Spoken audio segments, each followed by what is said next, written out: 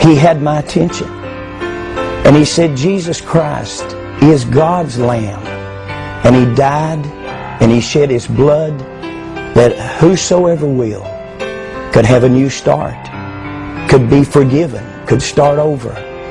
That morning, as I stood to try to leave the building, I thought, I don't want anybody to see me cry. I've not cried since I was 9 years old. I'm not afraid of any living thing on this earth, and no one's going to see me cry. But I turned to leave, but I started down the aisle toward the front of that building. And my prayer was this. I didn't know the sinner's prayer. I didn't know the Roman road of salvation. But my prayer was this. God, if you exist, and Jesus, if you are God's Lamb, please, please kill me or cure me. I don't want to live anymore. I'm not a husband. I'm not a father. I'm no good. And at that instant, it was like the darkness and the blackness left my life, and the tears began to flow. And for the first time since I was 9 years old, the tears did run. And the guilt left my life. And the violence and the anger and the hatred left my life. And Jesus Christ became Lord and Savior of my life that morning. And since that time, I didn't know what would happen, but God healed my mind, my memory. The drug addiction, the alcoholism was instantaneously gone, delivered. And from that moment, I knew that I had to tell the story of what had happened to me. My life was only spared to tell others about the place that I had seen and the hope of Jesus Christ to save mankind from this terrible fate. Here we are again, wondering whether hell is for the bad guys or the good guys. I'd like to introduce the subjects OBE, NDE. You know what clinical death is, where heart stops, breathing stops, and we start life again, restart the breathing in the heart. They come from death back to life, a reversible situation before rigor mortis sets in. Out-of-the-body experiences and near-death experiences are entirely different. Near-death experience, I hold a gun up at you and say, give me your money. You may get scared to death, but that's a near-death experience. But you didn't come anywhere near dying. Almost near-crash auto accident. That's a near-death experience, but nothing involving stopping the heart, stopping breathing. And yet, most of the authors that write these books are including NDEs and OBEs with clinical death. We're just investigating clinical death, where people actually die and come back. Now, out-of-the-body experiences is a way to get there without dying. How'd you like to find out what death feels like without dying? Well, deep hypnosis can get you there. You see your guru over in India and learn the meditation techniques and the correct mantra. You can have chemical hypnosis. You can go scrying with your crystal ball.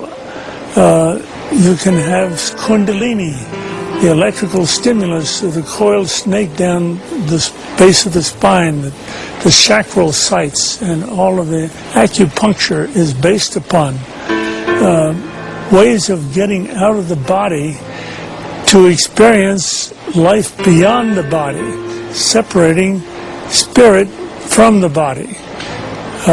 This is the definition in the Bible, when the spirit separates from the body, but they're talking about a permanent separation, not a man-made separation. And we, in turn, are talking nothing about NDEs or OBEs. We're talking about clinical death. And this is where the great majority of the people that have true experiences occur. One of the cases we're going to show tonight is Charles McCaig, a 57-year-old mail carrier who was was having chest pain. We took him to the office, put him on a treadmill, and started the treadmill until he got his chest pain again. He was attached to an EKG. The EKG went haywire. We knew he had chest pain. Before we could stop the machine, he dropped dead. Unfortunate. Only 1 in 5,000 do that, so don't be afraid of EKG stress test. But when he dropped dead, he had a very peculiar situation. He convulsed like most people do when they first die, and the heart stops supplying blood to the brain. Eyes rolled up, sputtered, turned blue, stopped breathing.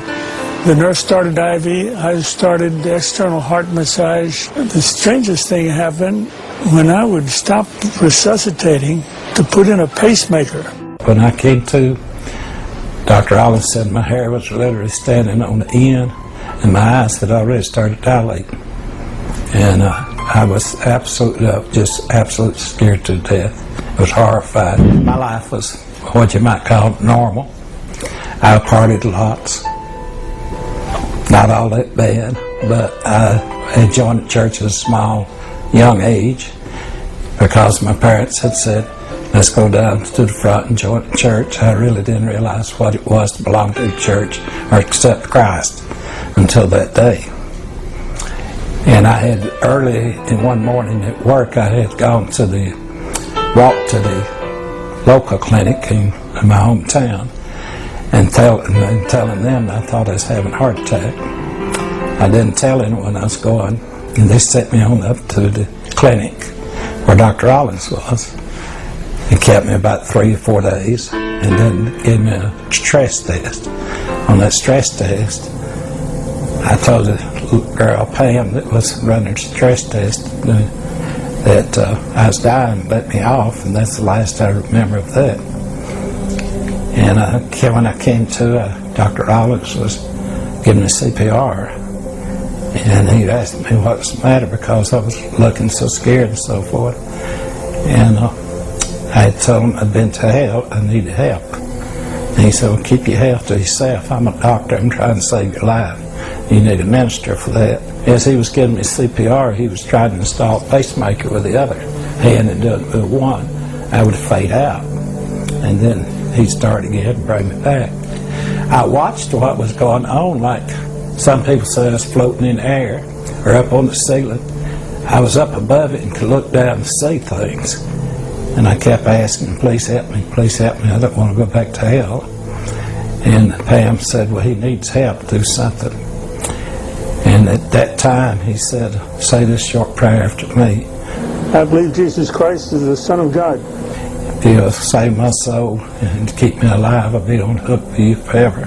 And if I die, please keep me out of hell.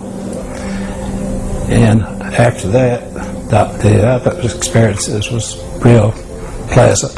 I saw my stepmother, my mother. My mother passed away when I was about 5 months old. I never saw a photograph of her, and I was able to recognize who she was. And my stepmother had passed away approximately 10 years before. They were together. I did not have any contact physically or mentally with them. All I remember was they kept their hands outreached to me.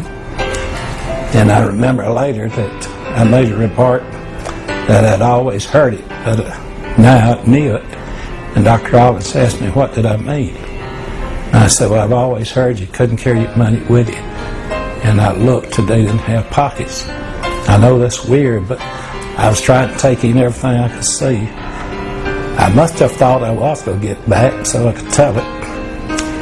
And after I saw them, my next experience was